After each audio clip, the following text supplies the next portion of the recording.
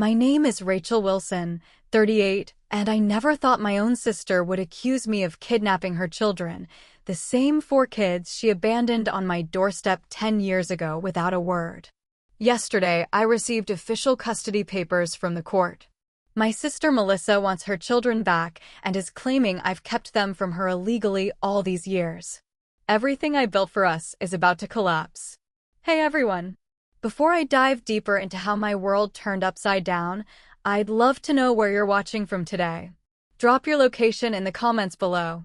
If this family drama already has you invested, please hit that like button and subscribe to my channel for more real-life stories about family betrayal and unexpected twists. Trust me, what happened next in this nightmare will shock you even more. 10 years ago, my life was completely different. I was 28, single, focused on my career as a marketing executive, and enjoying the freedom that came with being responsible only for myself. My one-bedroom apartment in Chicago was my sanctuary, small, but perfectly decorated to my taste, with a stunning view of the city's skyline that I'd fallen in love with instantly during the apartment viewing. I'd just been promoted and was celebrating my 3rd year at the agency.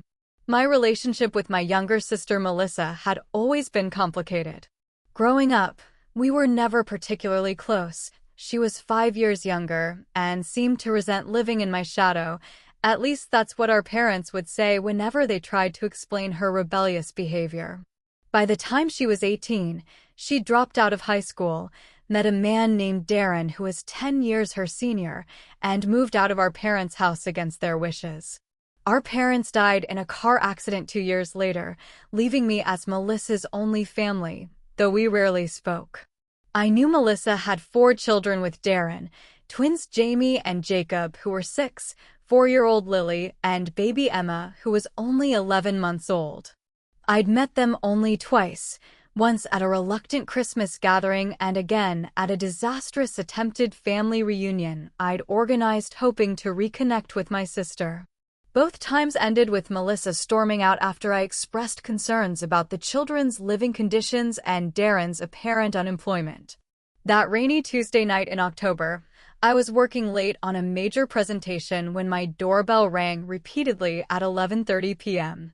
Annoyed at the interruption, I peered through the peephole to see 4 small, frightened faces huddled together in my hallway.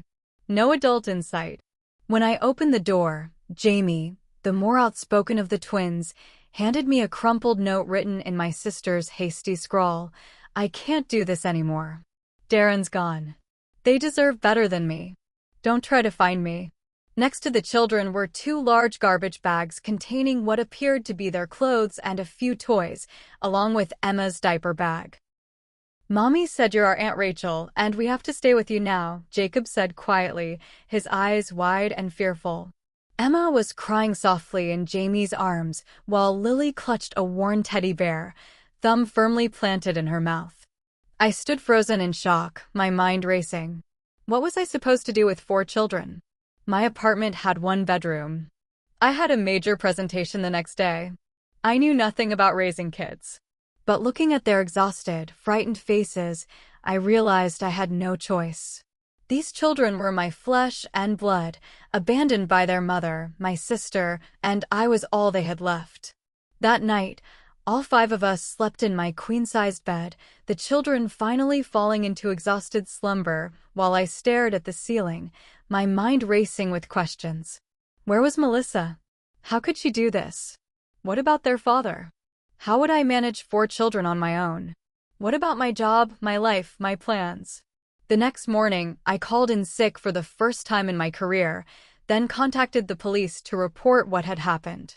They took my statement, but made it clear that since the children had been left with a family member with a note from their mother, it wasn't considered abandonment in the legal sense. They suggested I contact family services for guidance on obtaining temporary guardianship. Over the next several weeks, I transformed my life completely. I found a larger 3-bedroom apartment in a good school district, transferred the older children to schools near our new home, found a daycare for Emma that would accept last-minute enrollment, and somehow managed to keep my job by negotiating a partial work-from-home arrangement, something nearly unheard of in 2014. I hired a private investigator to find Melissa, but she had disappeared completely. No credit card usage, no social media, no official employment records.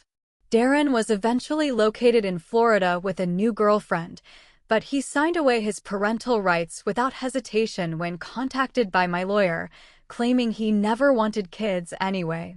With no parents claiming them, I was eventually granted full legal custody of all 4 children. Those early months were the hardest of my life. I knew nothing about parenting, let alone parenting traumatized children. Jamie had anger issues and would lash out whenever I established any kind of boundary. Jacob barely spoke and had nightmares almost every night. Lily developed separation anxiety and would scream hysterically whenever I left her sight. And baby Emma, too young to understand what had happened, would cry for hours looking for the mother who had abandoned her. The first year was a blur of sleepless nights, therapy appointments, school meetings, and learning to be a parent through desperate Google searches and parenting books I read during my limited free time. My career advancement stalled as I prioritized the children's needs over taking on additional responsibilities at work. My savings were quickly depleted by the sudden expenses of raising 4 children. Dating became a distant memory, and most of my friends gradually drifted away, unable to relate to my new life circumstances.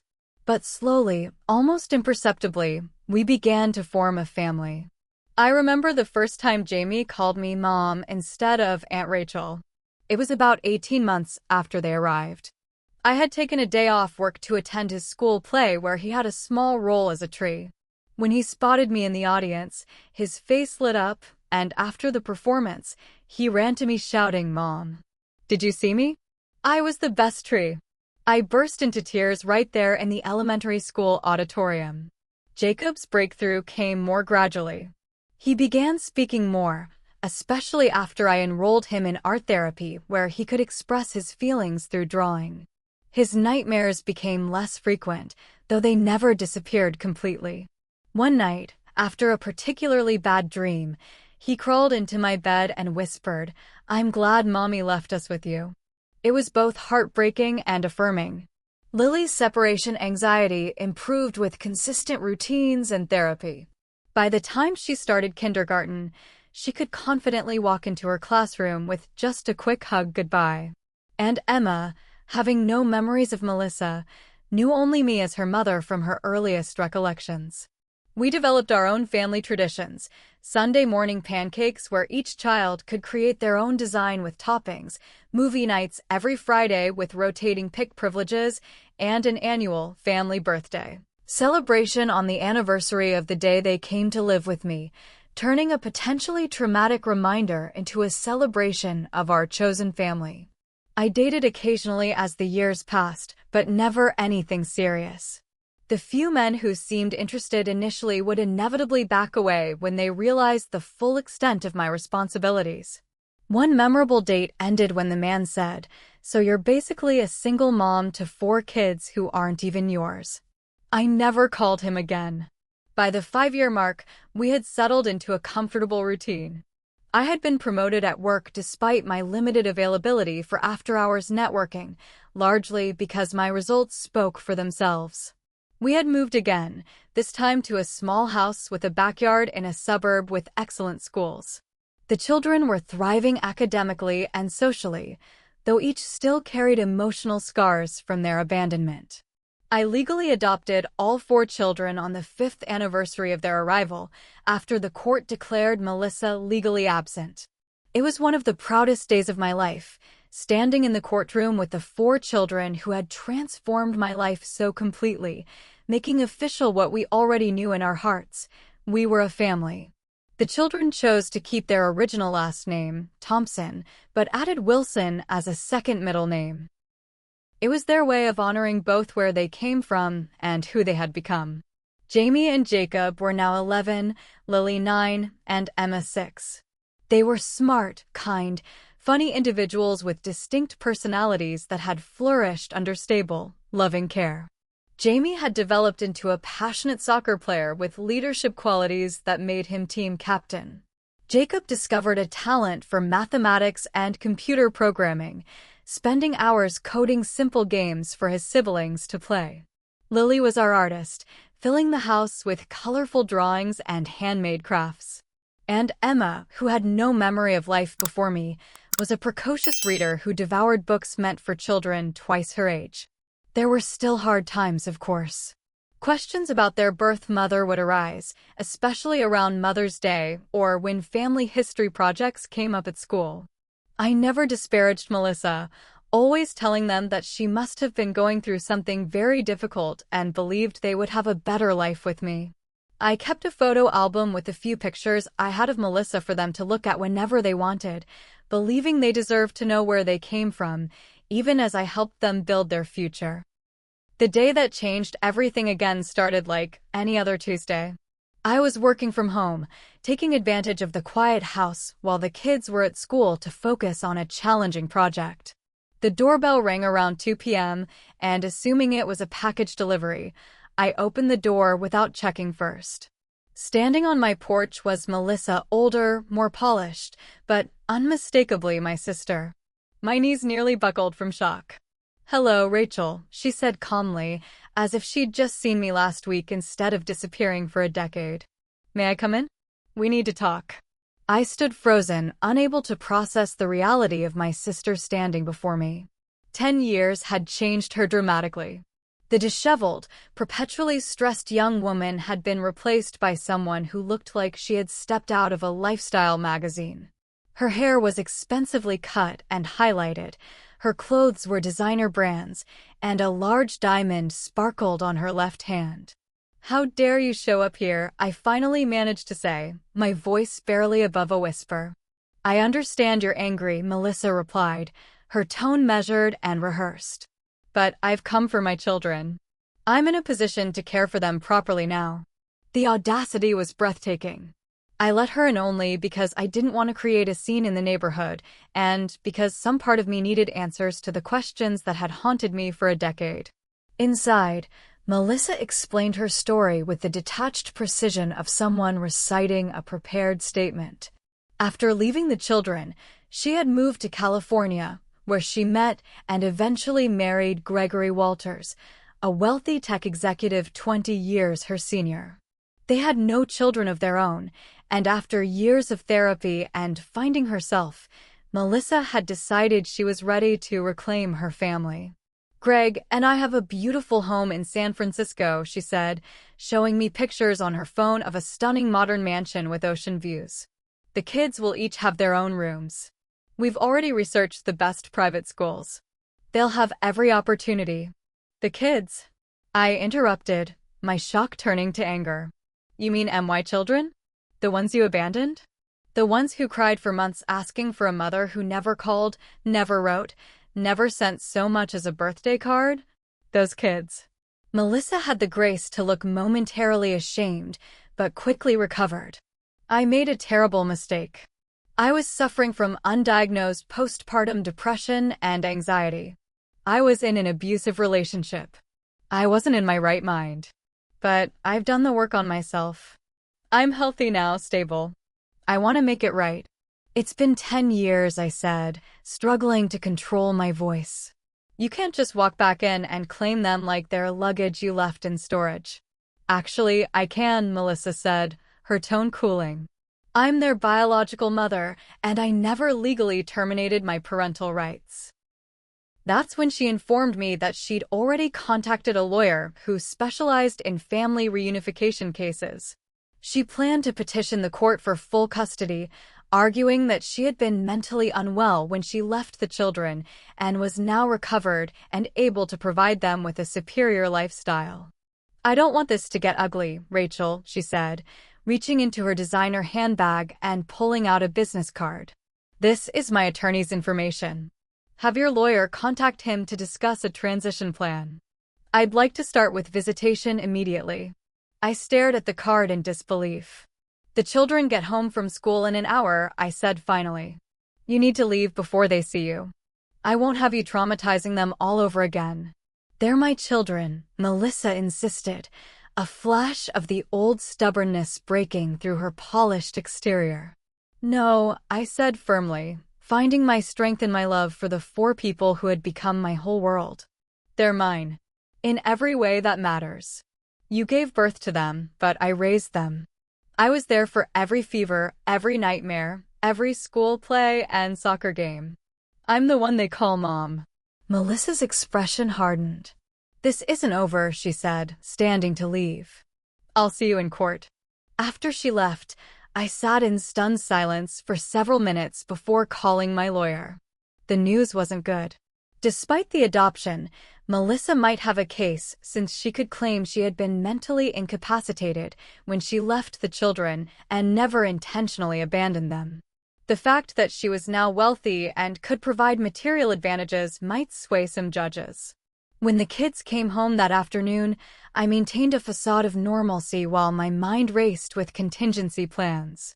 That night, after they were asleep, I sat at my kitchen table researching custody laws until the early hours of the morning, growing increasingly terrified at the possibility of losing my children to the woman who had discarded them. The next day, I received the official custody filing from Melissa's lawyer. What shocked me most wasn't the request for full custody. I had expected that, but the accusations within the filing. Melissa claimed I had alienated the children from their mother and effectively kidnapped them by making no effort to return them to their rightful parent once she had recovered from her temporary mental health crisis. The document painted me as an opportunistic child snatcher who had taken advantage of my sister's moment of weakness to steal her family. The custody battle that ensued was more brutal than I could have imagined.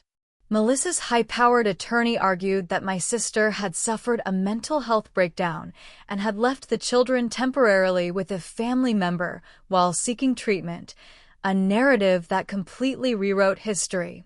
They emphasized the material advantages Melissa and her wealthy husband could provide. Private schools, travel opportunities, a bedroom for each child in their beachfront mansion, and financial security that my middle-class income couldn't match. My attorney countered with the reality: 10 years of complete abandonment with no contact whatsoever for children who had built their entire lives with me, and the psychological damage that would result from uprooting them from the only stable home they'd ever known. We submitted statements from the children's therapists, teachers, and friends' parents attesting to their well-adjusted lives and the strong bond they shared with me. The judge appointed a guardian ad litem to interview the children and determine their best interests. This was particularly hard on them, as they had to be told about their birth mother's return and her desire to take them to California. Their reactions varied. 14-year-old Jamie was furious, declaring he would run away if forced to live with that woman. Jacob became withdrawn again, his nightmares returning.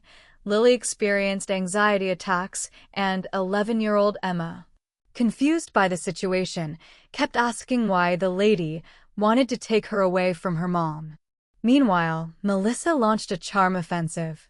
She sent expensive gifts to the children, which I reluctantly passed along after checking with our lawyer. She rented a luxury apartment near our home for the duration of the court proceedings and decorated rooms for each child in what she imagined were their tastes, getting most details wrong.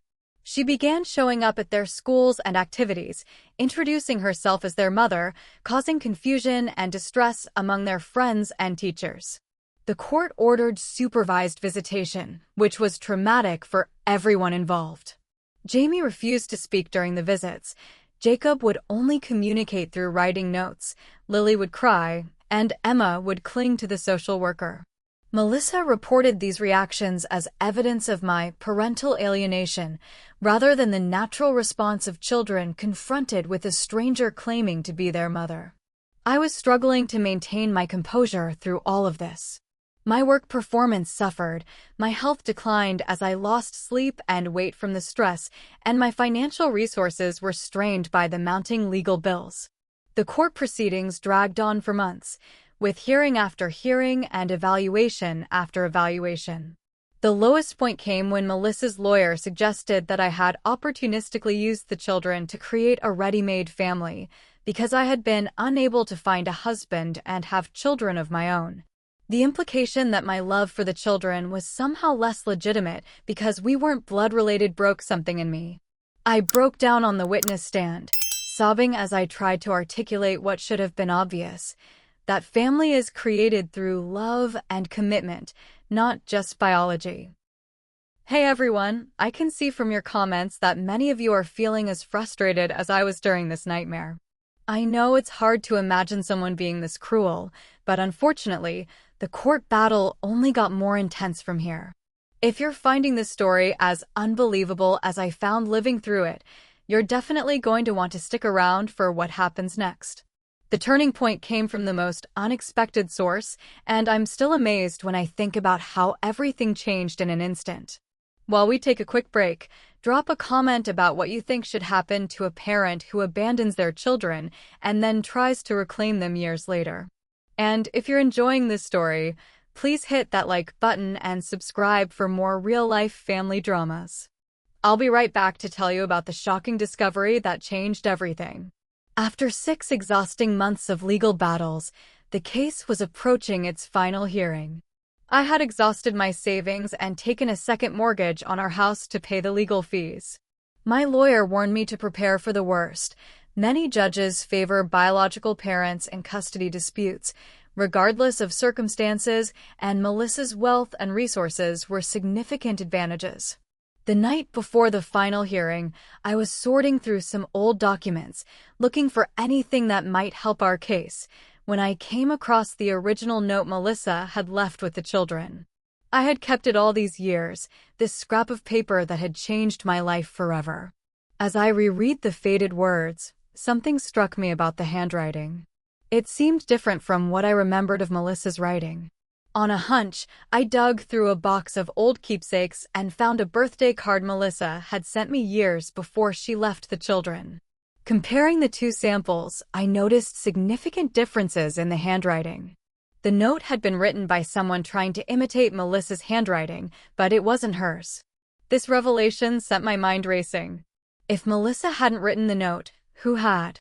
And what did that mean for her claim that she had been suffering from postpartum depression and had only intended to leave the children temporarily? I immediately called my lawyer, who agreed this was potentially significant. He suggested having a handwriting expert examine both documents before the hearing. The expert confirmed my suspicion. The abandonment note had not been written by Melissa. With this new evidence, my lawyer requested an emergency meeting with the judge the morning of the final hearing. When confronted with the expert's findings, Melissa initially tried to maintain her story, but under pressure, she finally broke down. The truth was even more shocking than her abandonment. Melissa admitted that she had planned to leave the children all along. The note had been written by her then-boyfriend Darren as part of their scheme. They had accumulated significant debt and decided that having 4 children was preventing them from living the life they wanted. The plan was to leave the children with me temporarily, establish new identities in California, and never look back. But their relationship had fallen apart shortly after, and Darren had abandoned Melissa just as they had abandoned the children. She had indeed gone to California, where she eventually met and married Gregory. For years, she had enjoyed her child-free life, but as she approached 40, she began to regret her choices. When she learned through social media that I had legally adopted the children, she decided to reclaim them, not out of maternal love, but out of a sense that they were possessions that rightfully belonged to her. Gregory, who was present in the courtroom, appeared shocked by these revelations. It became clear that Melissa had told him a very different story, that she had been a young, struggling mother who had temporarily placed her children with her sister while she got back on her feet, only to have me refuse to return them. The judge ordered a recess after Melissa's shocking confession. In the hallway outside the courtroom, I witnessed an intense argument between Melissa and Gregory. From the fragments I could hear, it was clear he was learning the full truth for the first time, that his wife had willingly abandoned 4 children and had lied to him about it throughout their marriage. When court resumed, there was a notable absence: Gregory. Melissa appeared shaken, her polished facade crumbling. Before the judge could speak, Melissa's attorney requested another recess to confer with his client. When they returned, everything had changed. Melissa withdrew her petition for custody. In a monotone voice, she admitted to the court that she had deliberately abandoned her children with no intention of returning for them, had made no effort to contact them for 10 years, and had fabricated the story about postpartum depression. She acknowledged that uprooting the children from their stable home with me would not be in their best interests. What had prompted this sudden reversal? I learned later that Gregory, disgusted by Melissa's deception and the callousness with which she had discarded her own children, had threatened to divorce her if she continued the custody battle. The prenuptial agreement she had signed would leave her with relatively little, and the wealthy lifestyle she had become accustomed to would disappear. The judge was scathing in his final ruling. He not only dismissed Melissa's petition, but also issued a restraining order preventing her from contacting the children without court approval and supervision. He ordered her to pay all my legal costs and suggested that criminal charges for perjury might be forthcoming, given her false statements under oath. As we left the courthouse that day, I felt a weight lift from my shoulders. The children were legally and permanently mine. The threat that had hung over our family for months had been removed. But there was still emotional fallout to deal with. That evening, I gathered the children in our living room for a family meeting. I had always been honest with them, in age-appropriate ways, and I wouldn't stop now. The court case is over, I told them. You're staying with me. Melissa has dropped her custody claim. Their reactions were mixed. Jamie and Jacob exchanged high fives, while Lily burst into tears of relief. Emma, still processing everything, simply asked, "Forever?" "You're our mom forever." "Forever," I confirmed, pulling her into a hug. "Nothing will ever change that." "What about her?" Jacob asked, unable to bring himself to call Melissa Mom, or even by her name. "Will she keep bothering us?" I explained the restraining order and that Melissa wouldn't be contacting them unless they wanted to see her at some point in the future, a decision that would be entirely up to them when they were ready. Jamie, always the most vocal about his feelings, said what I think they were all thinking. "We already have a mom. We don't need her." The next few weeks were focused on healing.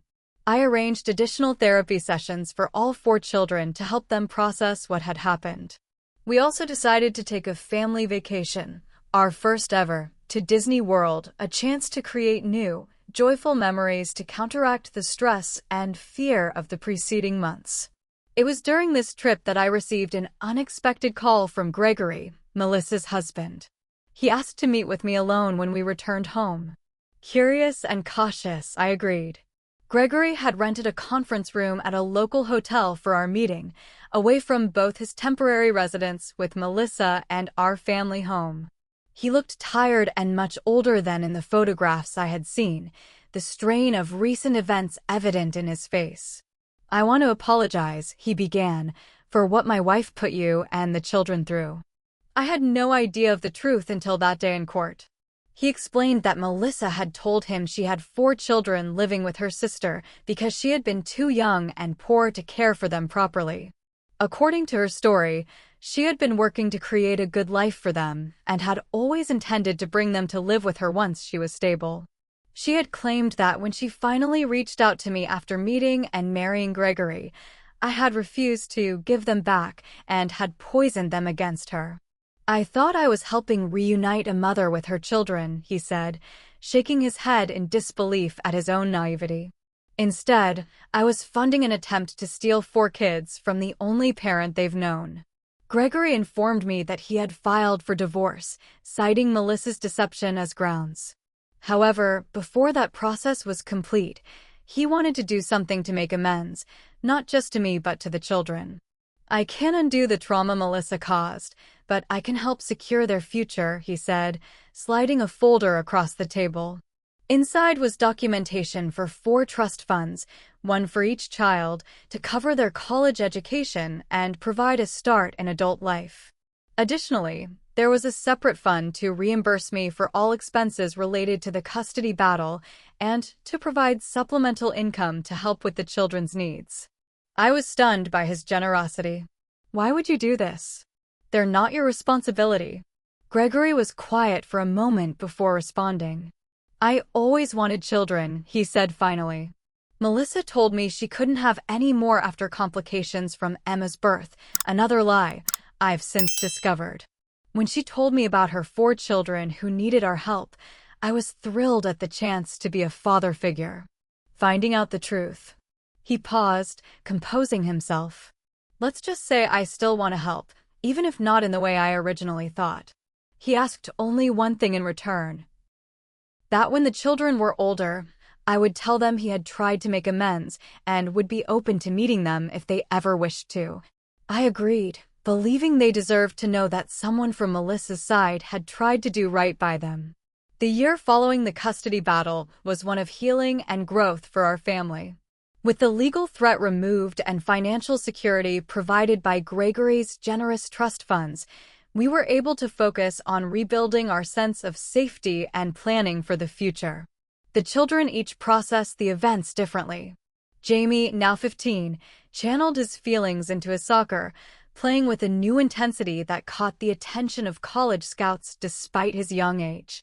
Jacob found solace in his computer programming, creating a family app that allowed us to share schedules, photos, and private messages, a digital bond reinforcing our real-world connection. Lily's anxiety gradually subsided as she realized Melissa was truly gone from our lives, and she blossomed in her art classes, her paintings reflecting increasingly bright colors and hopeful themes. Emma, at 12, remained the most curious about Melissa, occasionally asking questions about what her birth mother was like when she was younger. I answered all questions honestly but gently, maintaining my longtime policy of never vilifying Melissa despite her actions.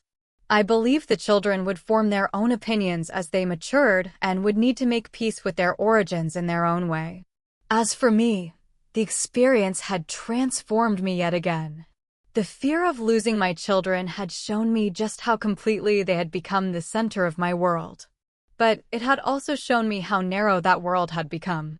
With renewed security in our family unit, I began to consider what else life might hold.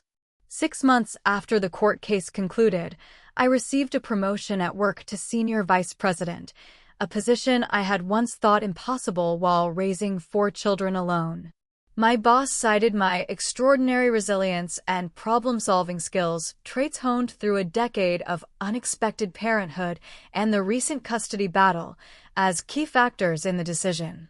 The promotion came with not just increased responsibility and salary, but also more flexibility. I was able to restructure my work schedule to be more present for the children while still advancing my career. This balance had always seemed like an impossible dream, but now it was becoming reality. With Gregory's financial assistance ensuring the children's educational futures and my improved professional situation, I was able to focus on our emotional well-being as a family.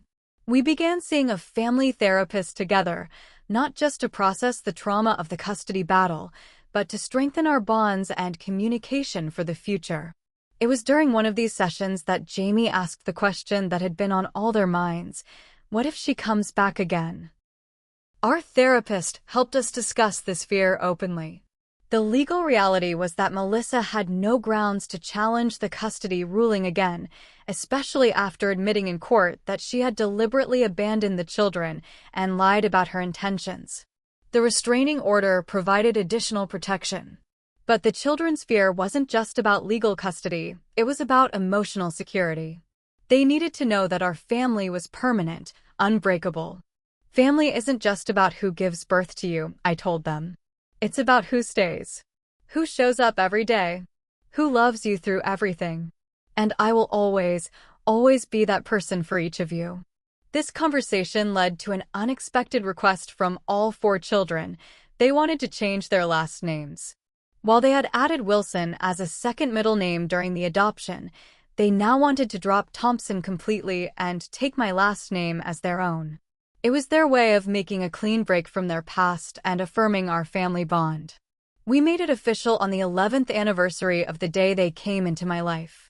Standing again in a courtroom, but this time for a joyful occasion, Jamie, Jacob, Lily, and Emma legally became Wilsons.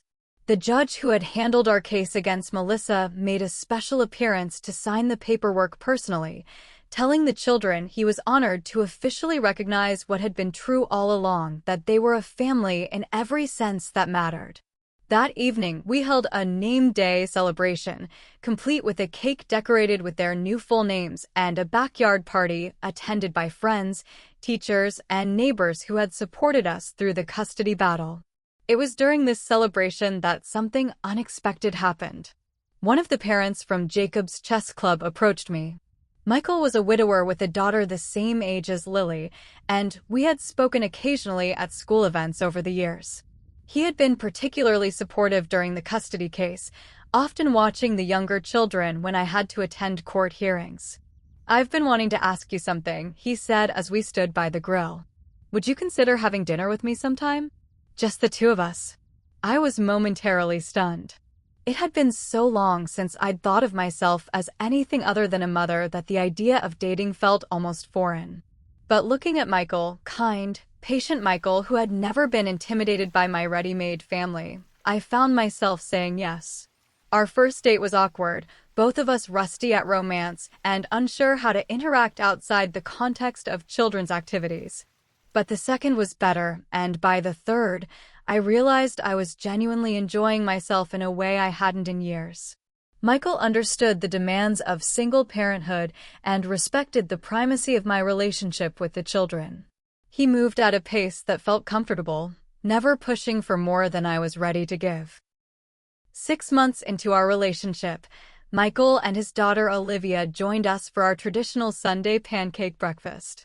As the children engaged in their usual friendly competition for most creative pancake design, I looked around the table and felt a sense of possibility I hadn't allowed myself to consider before, that our family might still have room to grow. 3 years after the custody battle, our lives had transformed in ways I could never have imagined. Michael and I were married in a small ceremony in our backyard, with all 5 children serving as our wedding party. Olivia had become an integral part of our family, forming a special bond with Lily, who was thrilled to finally have a sister close to her age after years of being outnumbered by brothers.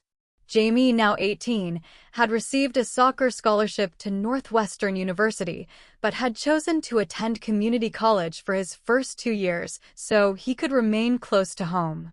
"I missed too much family time already," he explained when I expressed surprise at his decision to delay his dream school. Jacob, 17, had developed a software application during his junior year of high school that had attracted attention from several tech companies. He was fielding internship offers while completing his senior year and planning to study computer science at MIT. Lily, 15, had blossomed into a confident young woman with a passion for environmental activism. She had organized a successful campaign to eliminate single-use plastics in her high school cafeteria and was already researching colleges with strong environmental science programs. Emma, now 14, was our family historian, meticulously documenting our lives through photography and journaling. She had recently won a young authors contest with an essay about what family means, a piece that brought me to tears with its wisdom and perspective. On a crisp autumn day, almost identical to the one when 4 frightened children had appeared at my door 13 years earlier, we received an unexpected letter. It was from Melissa. After consulting with our family therapist, I decided to read it first before sharing it with the children, unsure of what it might contain. The letter was surprisingly humble. Melissa explained that she had completed a rehabilitation program for alcohol addiction, a problem she had never previously disclosed, and was working the 12 steps, including making amends to those she had harmed. She acknowledged the pain and trauma she had caused by abandoning her children and then trying to disrupt their lives years later. She made no excuses for her behavior, taking full responsibility for her choices. She asked for nothing, not forgiveness, not contact, not a relationship, stating only that she wanted them to know she recognized the damage she had done and was sorry for the pain she had caused. The letter ended with a simple statement: "You were the mother they deserved, Rachel. I wasn't. I'm grateful they had you." After discussing it with Michael and our therapist, I decided to share the letter with the children, making it clear that how or whether they responded was entirely their decision. Their reactions were as individual as they were. Jamie read the letter once and handed it back without comment, though I noticed him being especially affectionate with his siblings in the days that followed. Jacob analyzed every word, searching for hidden meanings or manipulations before concluding it seemed genuinely remorseful. Lily cried, releasing emotions she had kept carefully controlled for years. And Emma, our deep thinker, asked if she could keep the letter to read again when she felt ready. None of them wanted to respond immediately, and I assured them there was no pressure to do so. This was one more step in their journey of processing their past, and they would each move at their own pace. A month later, Emma approached me with a proposal. She had been working on a project for her psychology class about forgiveness and healing from trauma. She wanted to write a letter to Melissa, not to establish a relationship, but to achieve closure for herself. "I don't remember her," Emma explained. "But I've spent my whole life wondering why someone would leave their baby. I think I need to tell her that I'm okay, that we're all okay, despite what she did." One by one, the other children decided to write letters as well. Not to invite Melissa back into their lives, but to formally close a chapter that had remained partially open for too long. They wrote about their accomplishments, their dreams, their happy memories growing up in our home. They wrote about their anger and confusion, their questions that might never have satisfactory answers. And in their own ways, they each acknowledged that her absence had led them to me, and for that, they couldn't truly regret what had happened. I added my own note to the packet of letters. It was brief but honest. We built something beautiful from what was broken. The children are extraordinary people. I will always protect them, but I no longer fear you. I hope you find peace. We never received a reply, nor did we expect one. The act of writing the letters had been for our healing, not hers. As life continued, we remained vigilant but not fearful.